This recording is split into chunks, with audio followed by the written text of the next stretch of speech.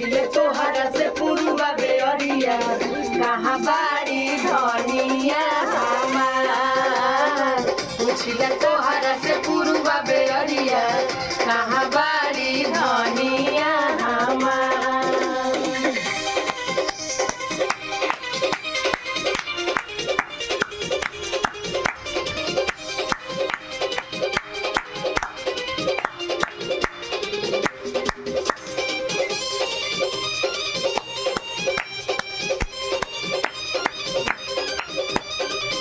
चाहे घर छूटी चाहे छूटी परिवार बाबो छूटी परिवार बाबो छूटी ना प्रीतिया के डोरन होरा छूटी ना प्रीतिया के डोरन होरा।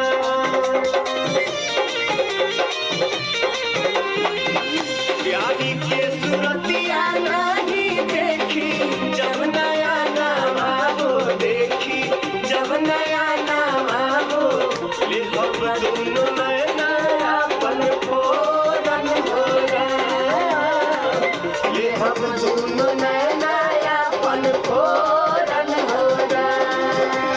धनिया के नाम बाटे हमारी उमरिया जब से भइल बाने नाचा धनिया के नाम बाटे हमारी उमरिया जब से भइल बाने नाचा। पूछिले तोहरा से पुरुबा बेअरिया कहाँ बाड़ी धनिया हमार।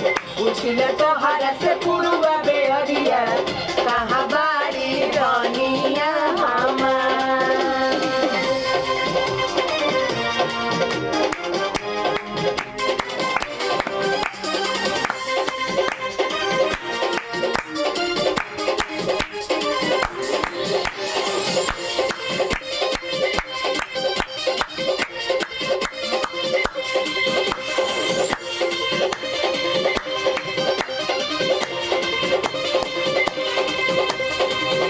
दिलवा के दुखवा जाके केकरा से बताई हो केकरा से बताई हो।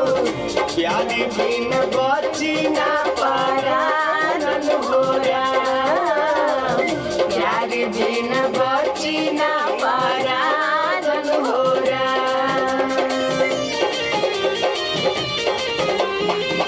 समझन न बाटे दिलवा कैसे समझाई हो कैसे समझाई हो।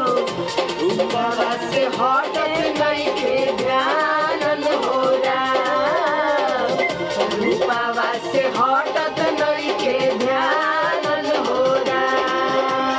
मन करे मर जाई खाई के जहरिया सुन लागे उनका दिन संसार। मन करे मर जाई खाई के जहरिया सुन लागे उनका बिन संसार। पूछिले तोहरा से पुरुबा बेअरिया कहाँ बाड़ी धनिया हमार। पूछिले तोहरा से पुरुबा बेअरिया कहाँ बाड़ी धनिया हमार। हम सलोनी सिंह और ये गाना आप सबको कैसा लगा आप लोग बताइए। दीदी कैसे गा रही है हम कैसे गा रहे हैं हाँ। ये भी बताइए। दीदी अपना यूट्यूब चैनल बताइए। मेरा सालू शर्मा ऑफिशियल से मेरा चैनल है। आप लोग सब लोग गाना को सुनिए प्यार दुलार दीजिए और चैनल को सब्सक्राइब कीजिए। मेरा तो जान ही रहे होंगे सलोनी कुमारी से उसे भी जाकर प्यार दुलार आशीर्वाद देते रहिए।